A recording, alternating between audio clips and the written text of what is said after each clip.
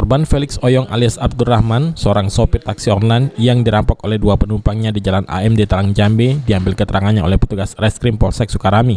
Dalam keterangannya, korban menjelaskan kedua pelaku mengorder melalui aplikasi di Jalan Veteran dengan tujuan ke Talang Jambe. Saat hendak sampai di lokasi tujuan, tepatnya di dekat pesantren Aulia Cendikia, penumpang yang duduk di sebelahnya langsung menusuknya di bagian kepala dan pundaknya, hingga ia tidak bisa melakukan perlawanan. Saat itu juga korban langsung menghentikan mobilnya dan mendorong pintu mobil untuk menyelamatkan diri.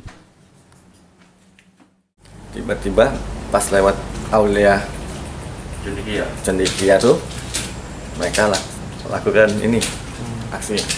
Yang kamu tuh yang mana? Brewok. Yang brewok ya? Berapa kali kak? 2 kali, pokoknya 4 kali. 2 kali aku stop rem, dia keluar. Oh, kamu sempat ngelawan nggak kak? Di dalam mobil itu? Tidak ya? Tapi aku lihat dia keluar, dia ngadang pintu keluar.